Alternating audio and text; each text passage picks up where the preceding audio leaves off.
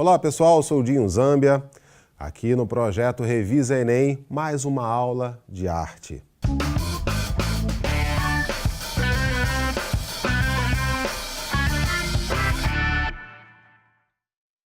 Na nossa aula de arte hoje, nós vamos falar aqui de dois períodos da história, a Antiguidade Ocidental e a Idade Média. A Antiguidade Ocidental, principalmente, duas grandes culturas, Grécia e Roma. E a Idade Média, que foram 1000 anos de história aproximadamente, também dois grandes períodos, o período românico e o período gótico. Vamos acompanhar para você entender bem direitinho a aula de hoje. Na arte grega, nós podemos observar aí, já no fundo dessa imagem, o Partenon. O Partenon, que é o principal templo grego, lá na Acrópole de Atenas. Atenas é a capital da Grécia. A Acrópole é uma grande montanha que no alto a gente vai encontrar ali templos gregos. E entre os templos, as ágoras, que são as praças onde tinham os filósofos, os sábios, as grandes reuniões e onde acontecia a democracia. Então, na arte grega, para você reconhecer imediatamente o estilo da arquitetura, você tem que olhar as colunas gregas. Então, no topo das colunas gregas, ou seja, na cabeça da coluna, tem diferenças, ó. Se a cabeça da coluna for assim, mais retinha, ou de forma de trapézio, né, de cabeça para baixo, ela é chamada coluna dórica, a coluna construída pelos povos dórios. Se ela tiver essas curvas, ela é chamada coluna jônica, coluna construída pelos povos jônios. E ela, se tiver forma de folhas, é a coluna coríntia. Então, observando a cabeça da coluna, a gente sabe identificar ó, que com curvinhas aqui em cima, essa é jônica, essa aqui é reta, essa é dórica e essa aqui a professor não dá para ver direito. Eu ampliei para você ver aqui em forma de folhas, a coluna coríntia. Então, ordens dóricas, jônicas e coríntias são as ordens arquitetônicas da Grécia Antiga.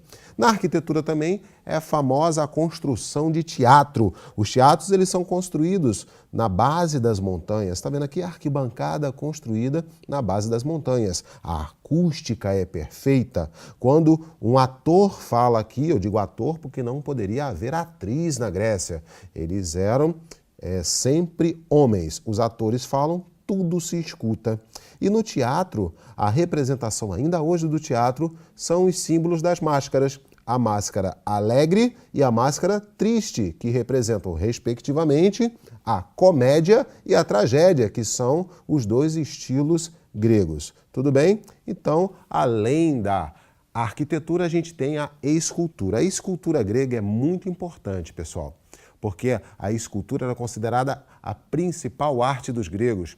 Há quem dizia que se um artista fizesse uma estátua perfeita, ele era aplaudido pelos deuses. Então, há quem afirmasse isso na Grécia Antiga. Então, essa é a primeira forma, né, de escultura dos gregos, muito parecida ainda com a influência egípcia, né, com a lei da frontalidade, o corpo ainda preso. Essa estátua aí de homem nu é chamado de kouros. Kouros é a estátua de homem nu.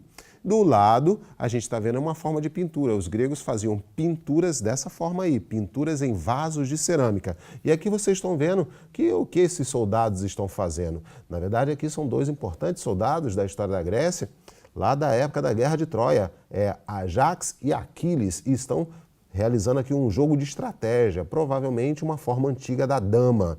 Então você vê que esse vaso de cerâmica ele conta uma história. Tudo bem? Então, a pintura em vaso de cerâmica narra histórias.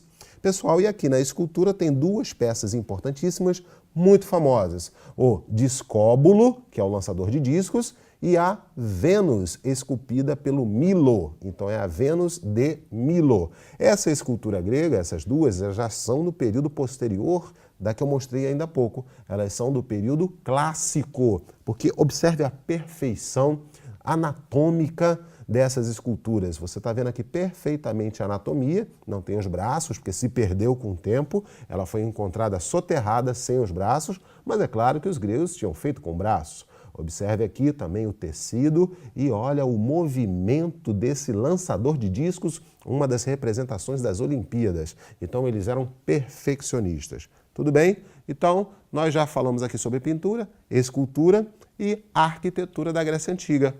para encerrar o período grego, o chamado período helenístico, existe uma peça fundamental, que é uma das principais estátuas hoje num museu mais famoso do mundo, que é o museu em Paris, o Museu do Louvre.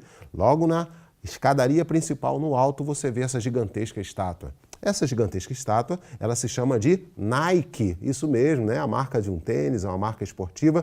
Nike, a pronúncia é Nike, que é uma expressão grega que significa vitória. Tem uma Vitória é o nome de uma deusa. E a estátua da Vitória, ela tem as asas abertas e tem esse corpo projetado para frente. Uma escultura belíssima que você pode ver até a transparência do tecido. Vamos olhar mais de perto. Aqui você está vendo, ó, a transparência do tecido. É a mesma estátua retirada por fotografias e ângulos diferentes e iluminação diferente, mas é a mesma estátua. Aqui você está vendo a transparência do tecido, ó, as asas abertas, e ela ficava na frente das embarcações. Lindíssima essa estátua do período helenístico, porque o período helenístico da escultura já apresenta mais movimento e às vezes até um contorcionismo. Tudo bem, pessoal? Vamos a uma questão. Leia. Uma das principais expressões da arte grega, o teatro, tem suas origens ligadas às dionisíacas, que são o quê? Festas. Festas em homenagem a Dionísio, deus do vinho, deus das festas, tá? Esse texto, então, da Miriam Mota e Patrícia Braich. Aí vem a pergunta. 2 gêneros clássicos do teatro grego originaram-se destas festas dionisíacas. Quais são os 2 gêneros do teatro grego? Eu falei para vocês, a máscara alegre representa a comédia e a máscara triste representa a tragédia, tudo bem? Então aqui a letra E, tragédia, e comédia, você marcou aqui letra E, fácil. Então as questões elas não são difíceis, mas é preciso ter cultura. Vamos a Roma. Na Roma antiga, um grande exemplo que a gente pode encontrar é o Coliseu Romano. Esse Coliseu é um circo romano onde haviam jogos. Que jogos eram esses? Jogos circenses, jogos de morte. Morte dos escravos, morte dos cristãos, lutas de gladiadores, tudo bem? Então, já no fundo desse slide você está vendo uma grande característica da Roma, que hoje esse Coliseu está em ruínas. Tudo bem, né? Então, quando você olha para a estátua romana, ela já apresenta mais detalhes. Vamos ver de perto. Olha só, a gente está vendo agora aqui que tem uma criança apoiada nesse homem adulto. Quem é esse? É o imperador Augusto. Augusto de Prima Porta está nos museus vaticanos. Repare os detalhes da sua vestimenta de general, o tecido caindo no seu braço esquerdo, a perna já dobrada para trás, e imagina como deve ser difícil de uma pedra inteira retirar pedaços e deixar esse braço aqui esticado, conseguir cavar aqui dentro, deixar esses detalhes do tecido. Os romanos aprenderam com certeza a escultura dos gregos. E aí você pode ver também a arquitetura romana. Na arquitetura romana tem um elemento que é essencial, que é a forma do arco. Essa forma de arco aqui, que é o chamado arco romano, que era usado para construir e suportar pesos. Aqui é uma parede de tijolos suportada pela estrutura do arco, porque esse arco ele é feito de pedras angulares. Então, cada uma dessas pedras, elas se encaixam perfeitamente uma nas outras e suporta bem direitinho os pesos. Os pesos não vão ser concentrados aqui na pedra central, nem nas pedras laterais. O peso ele é distribuído igualitariamente para as colunas e, consequentemente, para o piso, para o alicerce. Tudo bem? E depois eles conseguiram fazer maiores esses arcos, como os famosos Arcos do Triunfo. Esse é o arco do imperador Tito. Observe o tamanho das pessoas que estão ali embaixo. Pessoal, eu quero que vocês pensem numa coisa. O que eram os Arcos do Triunfo? O nome já está dizendo, triunfo, vitória. Então, era uma construção criada pelos generais, pelos imperadores, para homenagem. Eles se auto-homenageavam. Eles exigiam que construíssem isso para que, quando vencessem uma batalha, passassem ali por baixo e toda a população aplaudisse. E toda essa história da vitória da batalha ou da guerra estava escrita ali em cima, como vocês podem ver no topo do Arco do Triunfo. Olha de pertinho ali, ó, está escrito exatamente a vitória vencida por Tito, imperador romano. E isso é uma coisa que não ficou só na Grécia. Olha só quem fez também Napoleão Bonaparte. Napoleão Bonaparte, no século XIX, ele foi um grande imperador e ele conseguiu, então, copiar o modelo romano de fazer arcos do triunfo. Tudo bem, pessoal? Olha ali o tamanho dos carros. Isso está lá em Paris, viu? E aí, outra forma arquitetônica dos romanos eram os aquedutos. Aquedutos. Aque quer dizer água e duto quer dizer cano. Cano que leva água. Tudo bem que as pessoas podem passar aqui por cima, pode ser uma grande passarela também, mas isso foi construído originalmente para levar água de um local para um outro local muito distante, para abastecer de água. Então, esses aquedutos foram construções romanas e que ainda hoje nós podemos ver aquedutos influenciando outras culturas, como, por exemplo, no Rio de Janeiro, no bairro da Lapa, no Rio de Janeiro, no centro do Rio de Janeiro, tem os famosos Arcos da Lapa, tá? Que para cá tem o circo voador, ali do outro lado tem um sambinho, um pagodinho bom, mas na Roma Antiga, isso aí eram construções que valorizavam o poder do governante e conseguiam levar até um exército em cima a longa distância, levando consigo também água. Tá? E aí, uma outra forma arquitetônica que são os espaços dedicados às corridas de cavalo, que são os estádios, né? Estádio, hoje a gente pensa logo em estádio de futebol. E essas corridas aconteciam aqui, aconteciam lutas também, como uma cena de um filme famoso chamado Spartacus, que eu coloquei aqui para vocês, que é uma história verídica de um ex-escravo que conseguiu vencer várias batalhas aqui dentro desses ambientes dedicados a esses jogos. Tudo bem? Então, aqui nós temos o estádio romano. Outra questão agora sobre Roma.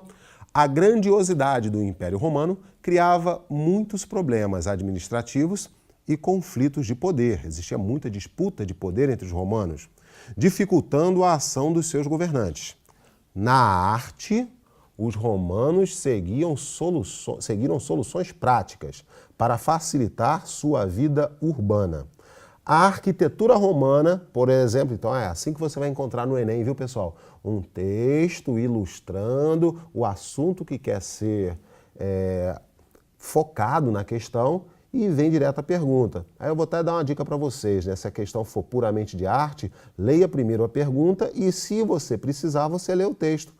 Por que isso, hein, pessoal? Porque você lendo a pergunta, você que está estudando aqui no Revisa Enem, você já sabe o que é arquitetura romana, nem precisa ir ao texto. Ou seja, você vai ganhar tempo para responder outras questões. Então, sobre a arquitetura romana, vamos ver a letra A. Ela é marcada pela influência dos etruscos apenas no uso da abóbada. Muito cuidado com isso, pessoal. Muito cuidado, porque tem uma palavra aqui chamada apenas, que limita o conhecimento. Tem uma palavra aqui que você conhece, a palavra abóbada. Não conhece a palavra abóbada? Gente, você já ouviu o nome abóbada? Olha para mim aqui no quadro. A abóbada, ela é uma construção arquitetônica que é feita por uma sequência de arcos. Aí você fecha esses arcos com tijolos.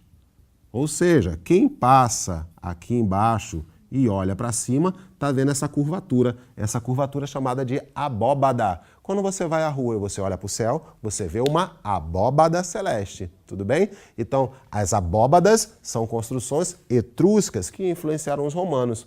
Mas a questão está dizendo que apenas o uso da abóbada. Não, os etruscos também iniciaram o uso dos arcos. Então, os etruscos criaram o arco e a abóbada. Alternativa errada por causa da palavra apenas. Letra B. Definida pelas influências grega e egípcia. Grega tem na escultura, mas na arquitetura tem pouca influência, só depois que eles começaram a copiar mais. E egípcia nem tanto, então já vamos ler outra, né, pessoal? Vamos à letra C. A arquitetura romana marcada pela utilização de pedras, com certeza, tijolos, óbvio, utilizados em grandes edifícios públicos. Perfeito, perfeito, nem leia as outras. Que é o Fórum Romano, que tem até uma influência grega, mas depois eles pegaram suas próprias características. O Panteão, que é uma construção em homenagem aos vários deuses romanos. São construções públicas, então as pessoas vão passando, vão olhando as praças, passam por baixo dos aquedutos, passam por baixo dos arcos do triunfo, então são construções no ambiente público, letra C. Tudo bem? Vamos agora falar um pouquinho sobre a arte medieval para a gente ter uma ideia nessa revisão aqui no Revisa Enem. A arte medieval ela é dividida em período românico e período gótico. O período românico, primeira fase aí da Idade Média, pelo menos até o século XI ou XII. E o período gótico do século XIII, XIV e o iníciozinho do século XV. A Torre de Pisa, que você está vendo aí, ó, ela é uma construção no estilo românico. Por quê, professor? Vamos ver as características. Primeiro, essa torre ela não está caindo, ela está suportada hoje em dia, mas ela foi construída em terreno flexível, em terreno quase esponjado, que ao absorver as águas, foi dando uma instabilidade e a torre foi inclinando. Houve até um movimento para tentarem verticalizar essa torre, só que ia praticamente quebrar o turismo aqui da Redondeza, que as pessoas vêm para cá para fazer turismo e ver essa torre, né? Então, se tira a inclinação, ia perder o seu brilho. Vamos lá. Então, lembrando a vocês que a abóbada, essa curvatura aqui, ó, tem a abóbada de berço e tem a abóbada de aresta, que são esses traços aqui, tá? Quando você olha o teto de uma arquitetura de uma igreja medieval, você vê isso.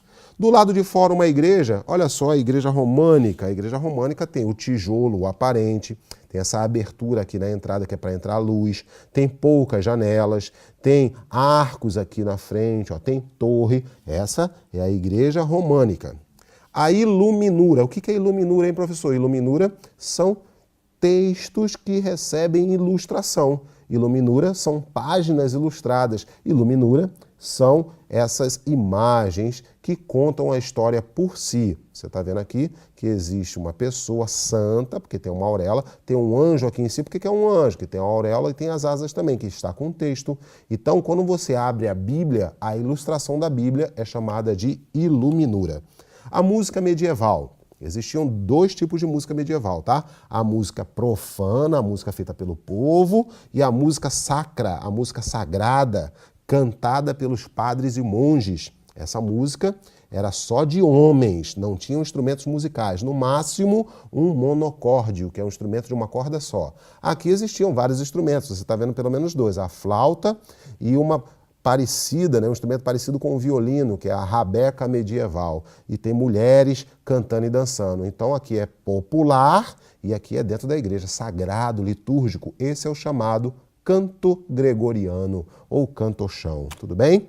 Olha só na arte gótica. Na arte gótica tem uma escultura estranha, um demônio. Isso são as gárgulas. As gárgulas são demônios que ficavam nas fachadas das igrejas góticas. Para quê? Para dizer que os espíritos do mal não conseguem entrar da igreja. Toda vez que você entra numa igreja, você tem que se benzer, você tem que se limpar, você não pode deixar suas impurezas entrarem na igreja. Então a representação disso é que tem demônios do lado de fora. E o nome é chamado gótica, porque existia na Idade Média, existiam tribos dos godos e dos visigodos ou ostrogodos, que eram povos adoradores de demônios. Então, a Igreja Católica não quer, óbvio, demônios por perto, então bota do lado de fora da igreja, assustando as pessoas, porque do lado de dentro é tudo encantado, nada assusta, tudo te convida para o paraíso. Tudo bem? Então, a arquitetura gótica, ela vai ter um arco pontudo. Esse arco, chamado arco ogival.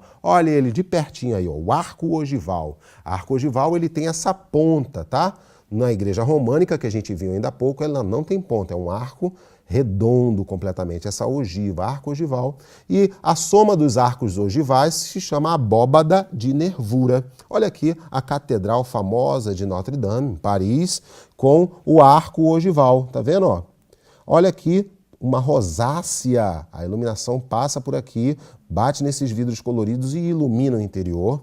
E tem também estruturas para suportar o peso da parede, que são arcos botantes. O arco botante é um arco colocado para ajudar na sustentação do peso da parede, já que essas igrejas são muito altas. Como assim alta, professor? Olha o tamanho das pessoas aqui, pessoal. A igreja é muito alta, então eles tinham que criar estruturas para suporte dos pesos. Até essas colunas externas aqui chamadas contrafortes. Tudo bem? Não é difícil não. Olha que embelezamento, né? Aqueles vidros que eu falei nas paredes das igrejas são os vitrais. Olha só quanto detalhe. Vamos ver esse aqui que está mais pertinho. Vidros coloridos que formam uma grande imagem, são os chamados vitrais. E aqui eu peguei essa foto que eu achei bem interessante, uma forma de um gárgula que está saindo água da boca e congelou, porque as gárgulas não eram só para espantar os maus espíritos, gárgulas também serviam para o escoamento da água da chuva. Tudo bem? Então, pessoal, você tem que se concentrar que a arte ocidental, grega e romana, e a arte medieval, românica e gótica, são dois períodos que provavelmente pode cair na sua prova. Até a próxima!